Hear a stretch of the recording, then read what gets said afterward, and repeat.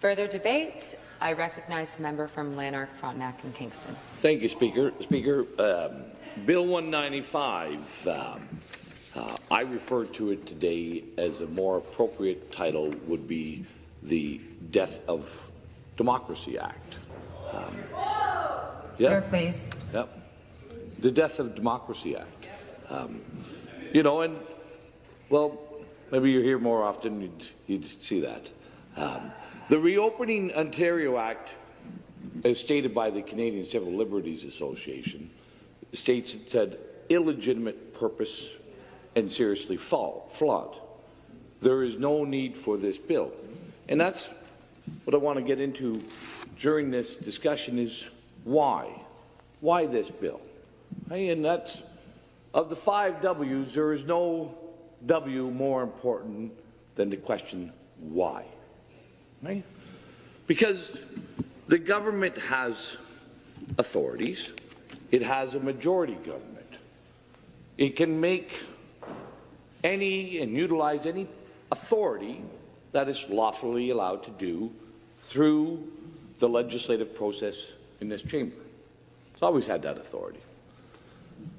What this bill does is limits this Legislative Assembly's ability to scrutinize and examine what is going on in the decision-making process of certain orders that are included in Bill 195. Right? That's important. Why? Why does the government not want us to know what they are doing with those specific orders? Right? And, Speaker, I'm going to say I have grave concerns the way the state of emergency was continually extended. I raised those concerns in this House. And I was concerned about what would come after the state of emergency. Bill 195 is what comes after the state of emergency. And I've said in this House that it appears that this government has become addicted to this newfound authorities, this authority without accountability. And Bill 195 takes that further. And I'm going to say, when I look at what this government has done and what they are doing and what has happened over the last 4 months, I come to this conclusion. The harm that happened in long-term care, the many tragic deaths that happened in long-term care, we don't know who made the decisions on those government policies. We don't know why those decisions were made, but we do know that those decisions contributed to and amplified the tragedy in long-term care. The government is shielding itself. Bill 195 puts more and more distance between the decisions and our ability to find the facts, the ability for us to have the evidence revealed. Bill 195 extends this period out to a year or greater. Why? Why is the government doing this? They do not want to see those decisions and those policies scrutinized by the members of this House or by the public or by the media anytime soon. And I'll refer members of this House. There's a really interesting research paper done by the Ontario Civil Liberties as well, the Ontario Civil Liberties Association, from a PhD scientist, Denis Rancourt. And it's a substantial document,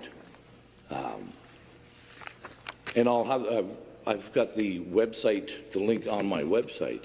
I would encourage people to look at his analysis of what happened in long-term care with COVID-19. And he uses this, and he goes into the medical side of this, and I think this is important for everybody to understand, because we had such a significant number of deaths in long-term care. He uses the term that we accelerated the death of those people in long-term care. Our government policies actually accelerated the death and the tragedy in long-term care. And there was a whole bunch. Many people will maybe have forgotten some of these policies, but these policies of not allowing residents to leave, the policy not of allowing the family physicians, the OMA, to create assessment centers, the policy that prevented many residents of long-term care from being admitted into hospitals. There's a whole bundle of these policies that have escaped scrutiny, and he goes on to point these out.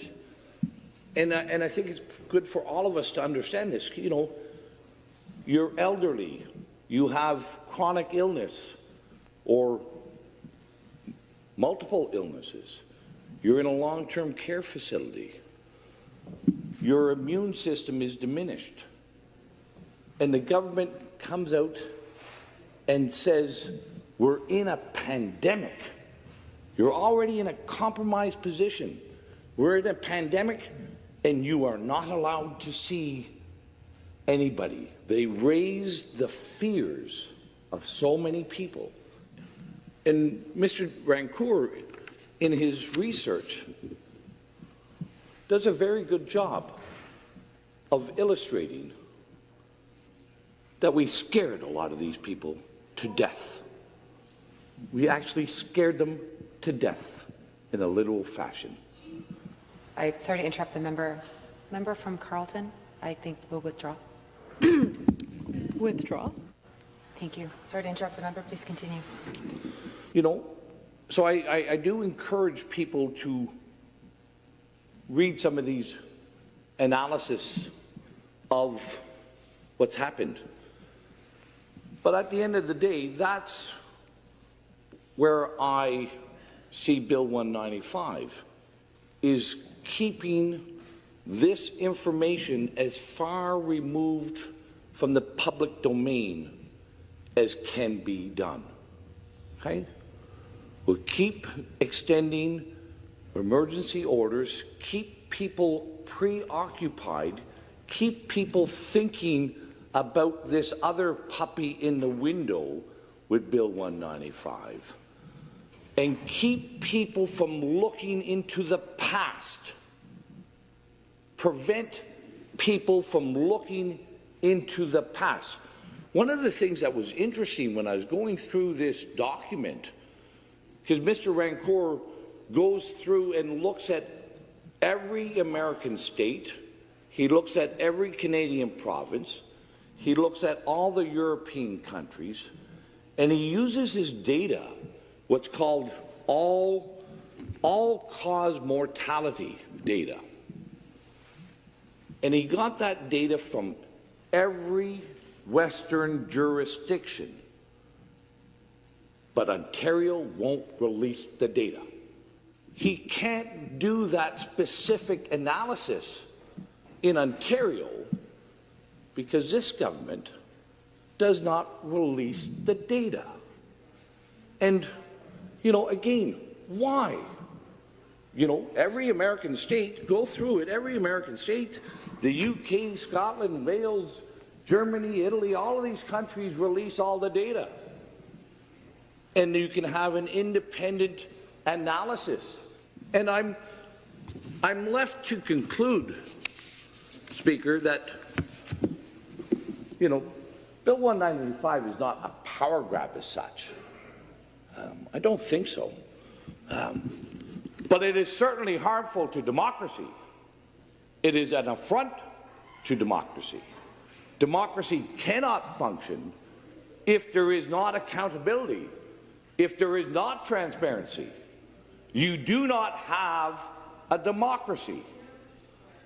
The attributes and the characteristics of this government as it goes through its mandate are getting worse and worse. They are becoming more egregious, more brazen in their disregard for this House, for the public, for accountability, for fairness. And I said earlier, Speaker, you know, I used to sit on that side of the House, and I thought of my colleagues as champions of accountability. I thought of them as vigorous defenders of transparency. I thought of them as colleagues in arms of justice. And I say to them all, what have you become?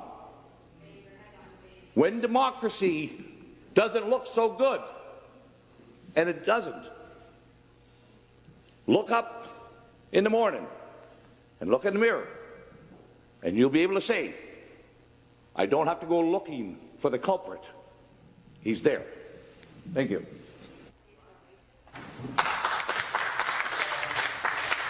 I applaud the honourable gentleman on this. He's remained consistent throughout his time in office. I don't think anybody would argue that, and I wanted to thank him because I know that he allowed us unanimous consent on some of these, although he didn't. It wasn't something that he was excited to do, but he understood the challenges that we are under. So look, I fully expected him to give that speech today because it's consistent with his full time in office. I am somewhat surprised that the official opposition that they have found a compatriot in the member for Lanark, Frontenac, Kingston. But as much as he has remained consistent, I think it begs back to the at what point. Because this member, again, right from the beginning, although he gave us that consent, he was clear that he had issues with the state of emergency. I wonder if there are aspects of the emergency orders that the honourable member think are important, not only for his riding, but... Thank you. At this time, no. Well, I listened intently to the comments made by my colleague from Frontenac-Addington, and I got to say, my simple question to you is this, is that as a longtime Conservative, and I would argue somewhat a Libertarian, how do you reconcile what the government is doing when it comes to this sort of attack on democracy? Because government, the Tories have always been synonymous with wanting to reduce the power of government, and this is obviously an increase of the power of government, so how do you square this off? Listen, we all know that no government wants to expose its fallibility. And we all are fallible. We all make mistakes, governments included.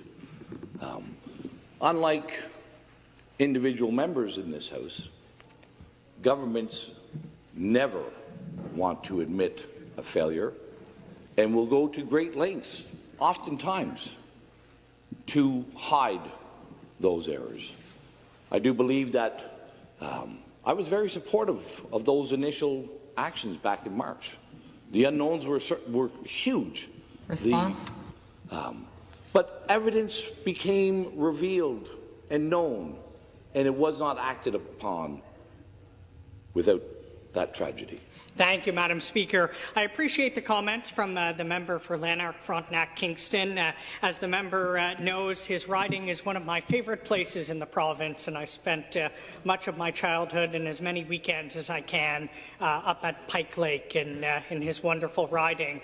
The member and I have known each other for quite some time. We agree on some things, disagree on others. I was curious, back in March, the member introduced his private member's bill to strike a committee on Indigenous relations, and at the time he discussed how a committee is such a crucial tool in Parliament to deal with our greatest challenges. At the time he referred, of course, to Indigenous relations. I wonder if the member might be able to comment on why he feels that Committee for Emergency Response for COVID is not a suitable parliamentary matter. Thank you.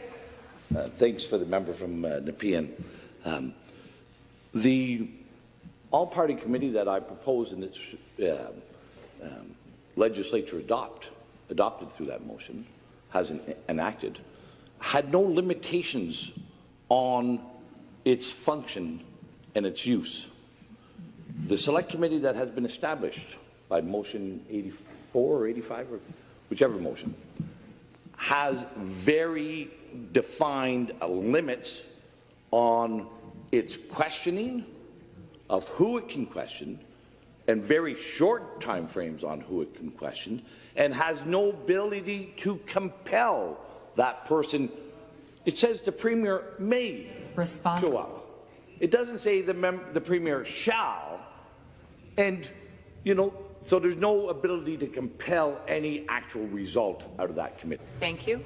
Thank you. And I thank the member from Lanark, Frontenac, Kingston, an area where my daughter was living, and you were her MPP until she moved back home. So I'm really happy about that.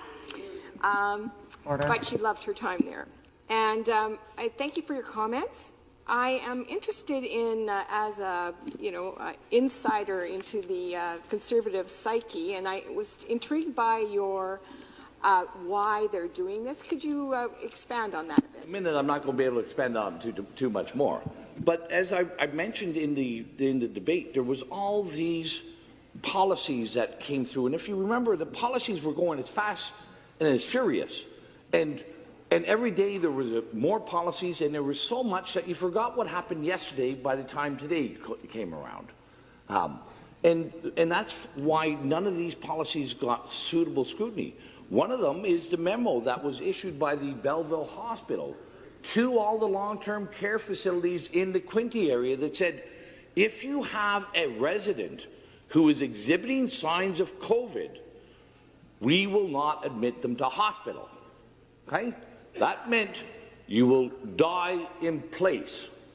And at the same time as telling those people that there was such a fear that was overwhelming us, and they couldn't see anybody, and then they were told they were being denied medical treatment as well. So I listened intently to the members' comments, and aside from the fact that accusing our government of bringing about the death of democracy is not only an insult to every single person like myself who fled from an undemocratic regime to come to Canada and belittles the experience that we had dealing with an actual undemocratic society. What I'd like to ask the member is, when he speaks about the death of democracy and he's being so dramatic, how does he speak to, or what's his response to the fact that in Ontario we've had less than 3,000 deaths, whereas just south of the border we've had over 138,000 deaths. So my question to the member is, how do you square that with your allegations that we're not doing a good job as government? Response, member from Lanark, Frontenac, Kingston.